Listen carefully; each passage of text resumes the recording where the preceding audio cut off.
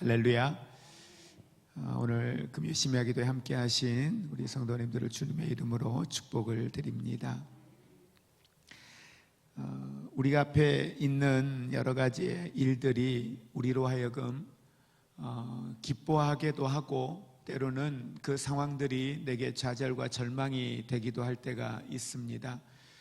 내가 감당할 수 없는 일들을 내가 경험하게 되면 모든 사람들은 그 앞에 낙심할 수밖에 없죠. 내가 감당할 수 없으니까요. 내가 인내하고 이겨보려고 했는데 인내하고 이겨보려고 하는 그 시간들이 지나면 지날수록 상황과 환경이 바뀌지 않으면 낙심할 수밖에 없죠. 이게 끝인가? 여기까지인 것인가? 그러면서 우리는 왜 하나님은 내가 그렇게 기도하는데 구하는 것들에 대하여 하나님이 응답하지 않으실까라는 생각이 들 정도로 그 고난의 시간이 길어지면 그 시간들이 우리에게 대단히 불편함이 되고 또 그것이 믿음이 없는 사람의 모습처럼 우리의 생활 속에서 낙심하는 말들과 때로는 우리의 그 선택들, 삶의 모습들이 그렇게 무너져 내리는 모습들을 많이 보게 됩니다. 특별히 믿었던 사람을 통하여서 당하는 배신이라고 하는 건 그건 이루 말할 수가 없겠죠. 흔히 뒤통수를 맞았다 그러죠. 뒤통수를 맞았다는 건 뭡니까? 전혀 생각하지 못한 거예요. 전혀 생각하지 못했는데 뒤에 와서 누군가가 나를 치면 무방비 상태죠. 방어할 수도 없죠. 준비할 수도 없죠. 그런 상황들을 직면할 때가 있다는 겁니다. 특히 가족과의 관계에서 이런 상황을 경험하면 그 상처는 큽니다.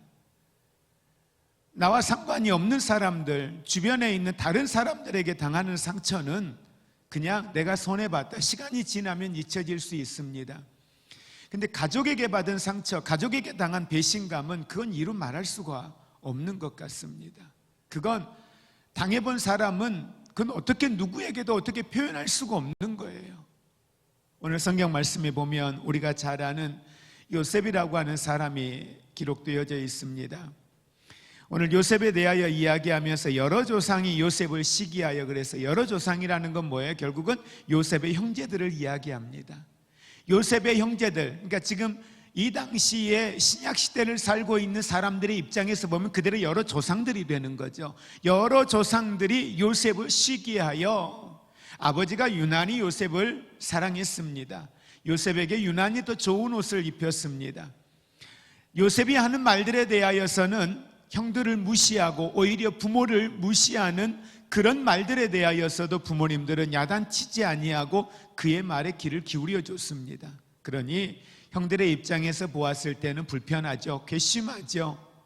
자기가 우리보다 위에 서겠다라고 이야기하는데 당시에 우리나라가 가지고 있는 사대부의 그 장자에 대하여 가지고 있는 장남에 대하여 가지고 있는 것보다 이 당시에 유대인들이 가졌던 이스라엘이 가졌던 장자에 대한 것은 우리 사대부 집안에서 가졌던 과거에 가졌던 그런 장자에 대한 것보다 훨씬 뛰어넘는 겁니다. 그것과 비교해도 결코 부족함이 없을 만큼 그 당시에 남자 그 다음에 장자에 대한 것은 모든 축복권이 장자에게 가기 때문에 우리가 생각하는 것보다 훨씬 더 강한 장자권에 대한 게 크거든요. 그런데 자기가 제일 막내인 아들이 형제들을 무시하고 형제들이 자기 앞에 부모가 자기 앞에 무릎을 꿇고 그를 경배할 것에 대한 물론 여러 가지 의미로 해석이 되어지지만 단순히 문자적인 의미로 해석을 한다라고 보았을 때 이건 대단히 불편한 내용입니다. 그것도 마음에 품는 게 아니라 당사자들 앞에서 이러한 이야기들을 했다라고 하는 것은 대단히 불편한 거죠. 그러니 오늘 사도행전 7장에 기록된 것처럼 그 요셉의 형제들로부터 요셉은 시기함을 당하였고 나중에는 결국 그를 죽이기 위한 모의를 하죠. 그래도 혈육인지라 죽이지는 못하고 바로 어떻게 해요? 보디발 장군, 이방 나라의 장군의 종으로 팔아넘기는 장면을 우리가 구약의 말씀에 통해서 보게 됩니다. 그리고 보니까 요셉이 보디발 장군의 집에 들어가서 종으로 얼마 동안 살다가 시간이 지나면서 보니까 요셉의 모습이 괜찮거든요. 요셉이 들어오고 난 이후에 보디발 장군의 집이 형통해지거든요. 나중에 보니까 요셉으로 인하여서 요셉이 믿는 하나님, 그가 믿는 하나님으로 말미암아 이 가정에 복이 임하는 것을 알게 되고 보게 되고 깨닫게 되거든요. 그러니 요셉에게 그 가정에서 모든 역할들을 총괄할 수 있는, 총무의 역할을 감당할 수 있는 그런 위치에까지 요셉을 세워놓습니다. 자기네들이 부리는 종이지만 그가 가지고 있는 지혜와 그가 함께하고 있는 신이 그 가정을 돌본다라고 하는 걸 깨달았을 때 그들은 아낌없이 이방 사람이지만 그에게 그의 가정의 모든 살림을 총괄할 수 있는 역할까지 맡길 만큼 신실한 사람, 그게 바로 요셉의 모습이었던 것 같습니다.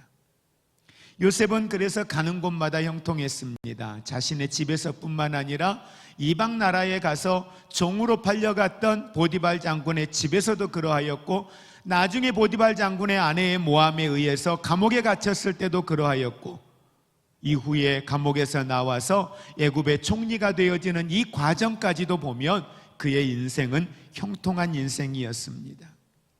창세기 39장 2절 말씀에 보면 여호와께서 요셉과 함께 하심으로 라고 이야기합니다. 같이 함께 우리 합독해 보겠습니다. 여호와께서 요셉과 함께 하심으로 그가 형통한 자가 되어. 요셉이 형통할 수 있었던 이유를 성경은 기록하고 있습니다. 요셉이 어떻게 형통할 수 있는 사람이 되었느냐? 형통이라고 하는 말의 의미가 뭡니까? 어려움을 당합니다. 어려움이 없다는 게 아니에요. 어려움도 당하고 위기도 당하고 고난도 겪습니다. 내가 생각했던 인생처럼 풀리지가 않습니다. 고난도 그 앞에 놓여요. 누군가가 보면 실패한 인생처럼 보일 수 있고, 누군가가 보면 하나님이 살아계신다면 당신 같은 사람이 어떻게 고난을 당할 수 있느냐라는 말을 들을 만큼의 위기를 경험할 수 있다라는 거예요. 근데 형통이라고 하는 건 그런 위기와 그런 고난 가운데, 위기와 고난 가운데 머물러 있는 것이 아니라 위기와 고난 중에서도 하나님은 건지셨고 지키셨고 도우셨고 그 상황에서 승리하게 하셨다라고 하는 사실입니다. 이기게 하셨다는 거죠. 자, 이렇게 이기게 하신 근본적인 이유를 성경은 이야기합니다. 여호와께서 요셉과 어떻게 하셨다? 함께 하심으로. 여러분, 하나님과 함께하는 사람들은 형통케 되는 줄로 믿습니다. 하나님과 함께하는 사람은 하나님이 그들의 길을 이끄시고 축복하여 주실 줄로 믿습니다. 그의 삶을 특별하게 만들었던 것은 결국은 하나님의 임재였습니다.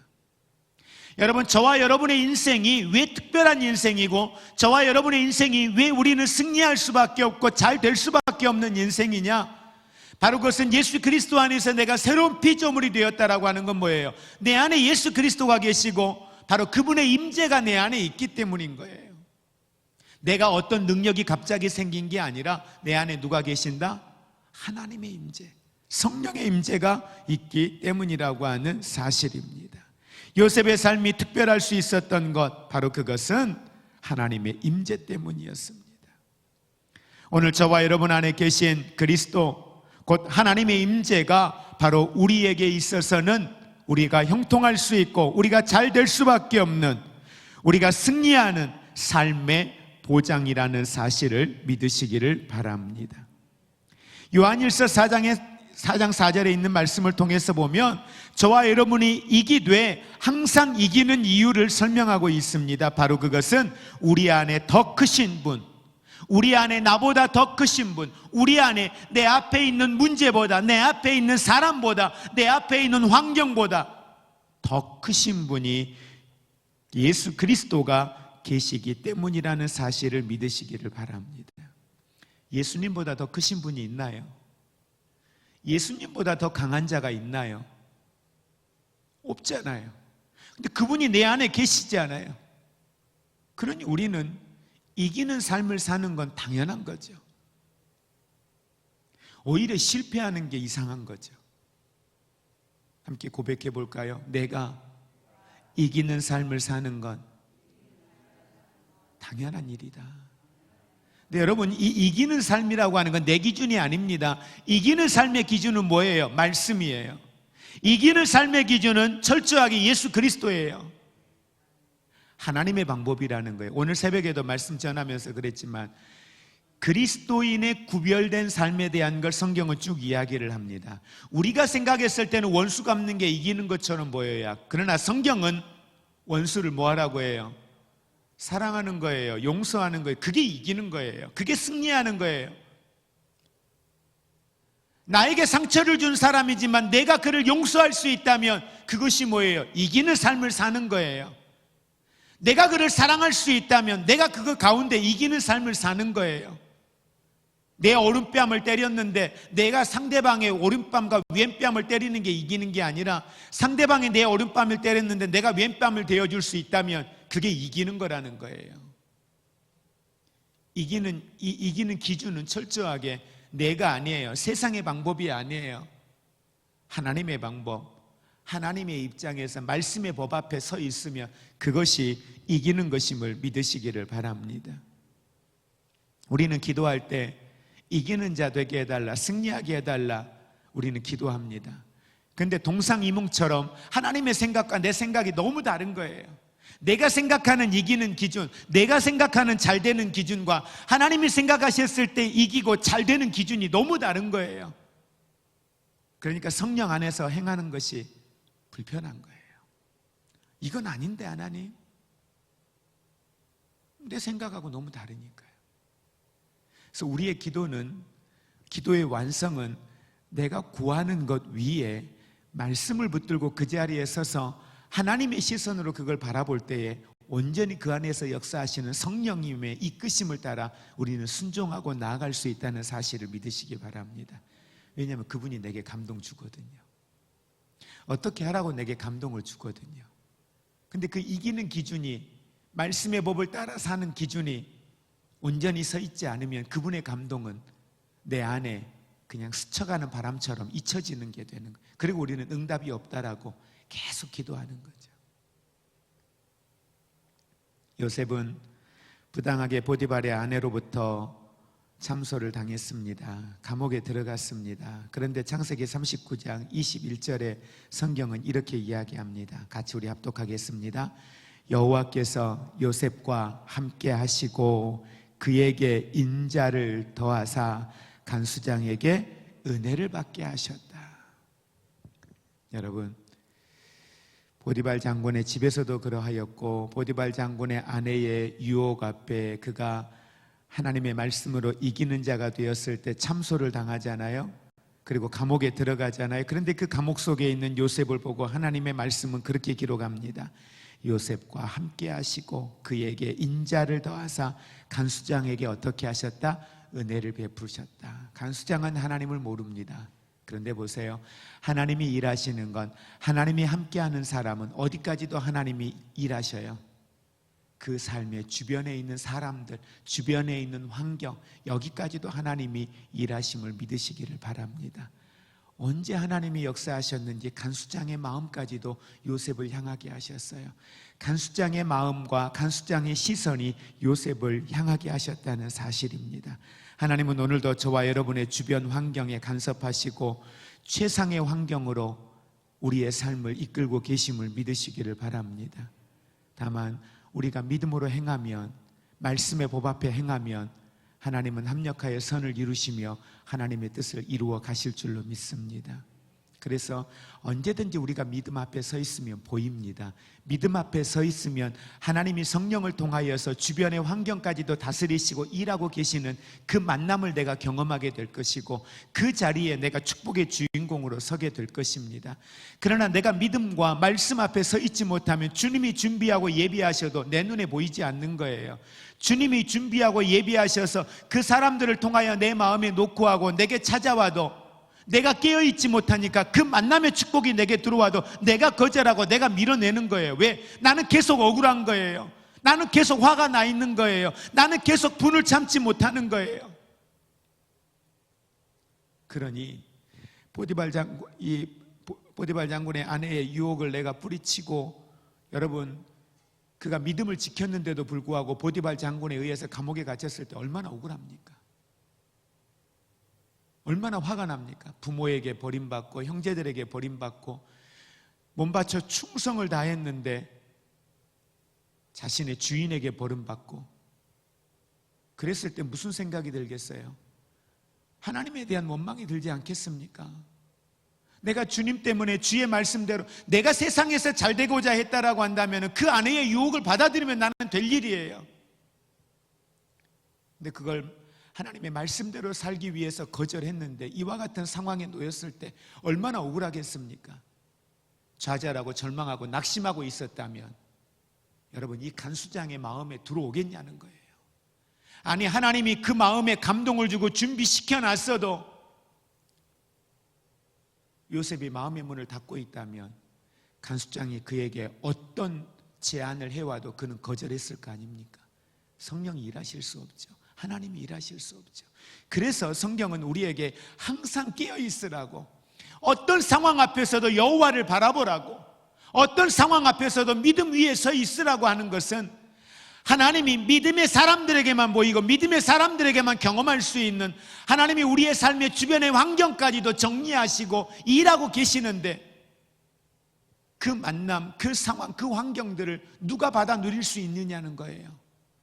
그건 오직 그럼에도 믿음 안에 서 있는 사람, 그럼에도 말씀 앞에 서 있는 사람, 그럼에도 여호와를 구하고 여호와를 사모하고 하나님 앞에 믿음으로 나아가는 사람, 그들만이 하나님이 오늘 예비하신 이 놀라운 축복, 하나님이 그에게 인자를 더하셔서 간수장에게 은혜를 베푸셨던 것처럼 오늘도 하나님은 우리의 삶에 그렇게 일하시는 하나님이신 줄 믿으시기를 바랍니다.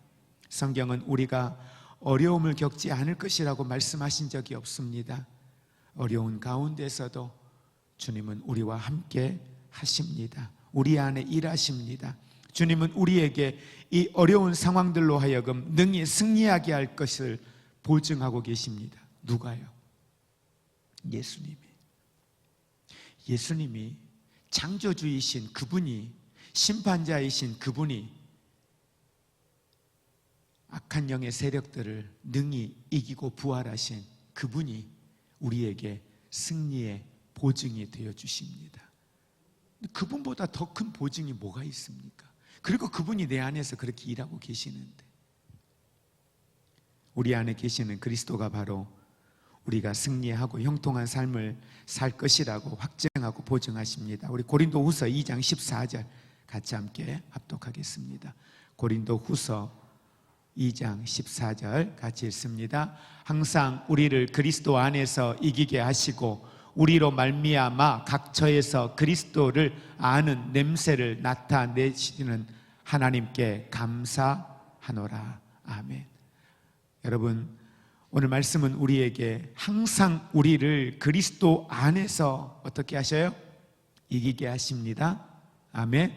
한번 우리 선포하겠습니다. 항상 나를 그리스도 안에서 이기게 하시는 하나님을 찬양합니다. 아멘. 이기게 하십니다. 언제요? 항상 저와 여러분들을 이기게 하십니다. 누구 안에서요? 그리스도 안에서요. 항상 그리스도 안에서입니다. 그런 하나님께 오늘 사도 바울은 감사의 고백을 드리고 있습니다. 이것이 오늘 저와 여러분의 감사가 되기를 주의 이름으로 축복을 드립니다. 그리스도 예수 안에서 끝없이 승리하고 끝없이 우리는 더 진보를 보이며 더욱더 생산적인 믿음의 삶을 살아가는 것, 이것이 오늘 저와 여러분의 삶의 이야기가 될 수 있기를 주의 이름으로 축복을 드립니다. 여러분, 집이나 삶의 현장에서 어떤 만남에서 여러분들의 삶에 어떤 도전에 여러분들이 직면할지라도, 어떤 어려움과 위기를 만날지라도 안심하시기 바랍니다. 아멘. 안심한 것도 믿음이에요. 왜? 그분을 신뢰하니까 안심할 수 있죠. 그래, 평안의 복은 여러분 엄청난 축복입니다. 평안할 수 없어요. 그런데 그 가운데에서 내가 평안을 얻을 수 있다는 것, 참 무감각하다, 참 무디다. 여러분, 무딘 게 아니라 하나님 은혜입니다. 예? 하나님이 나와 함께 하시는데 내가 한 달 복달한다고 해서 뭐가 달라질까? 그럴 게 없잖아요. 뭐가 달라집니까? 성경에 예수님 말씀에 너희가 염려함으로 너희 키를 한 자나 더 할 수 있느냐? 염려하지 말라고 하잖아요. 뭐 염려해서 되는 게 뭐가 있습니까? 교회 사역하는데 염려해서 되는 일이 없더라고요. 염려하면 뭐합니까? 그러니까 할 수 있는 건 그냥 하나님 앞에 기도하는 것이고, 하나님의 성령이 이끄시는 게 무엇인가. 성령의 감동이 없으면 그냥 멈춰 있는 게 최선이에요.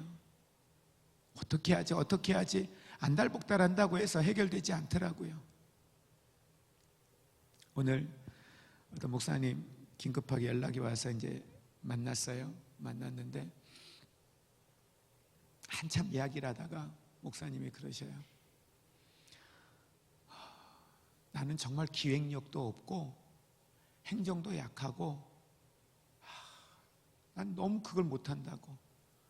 목회를 지금 30년 넘게 해왔는데 내가 제일 약한 것 중에 하나가 행정, 이런 기획력 너무 약하다고 그 이야기를 하셔요.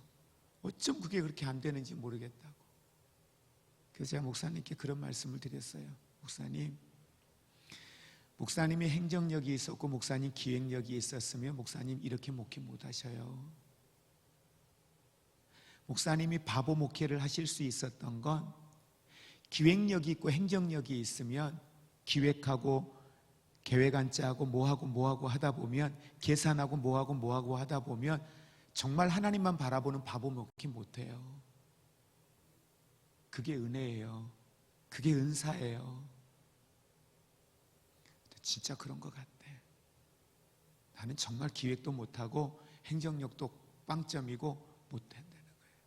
근데 여러분, 그렇게 바보 목회를 하니까 하나님이 몇천 명이 넘는 목회를 하게 하시는 거예요.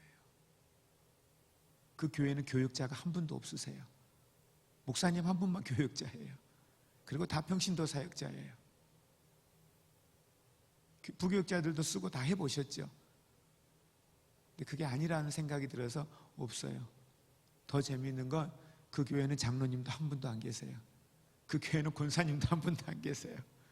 그 교회는 직분자를 하나도 안 세우세요. 그렇게 목회를 하세요. 근데 얼마나 성령 충만하고 오직 뭐만 바라봐요? 주님 한 분만 바라봐요. 목사님이 그러니까 온 교회가 그래요.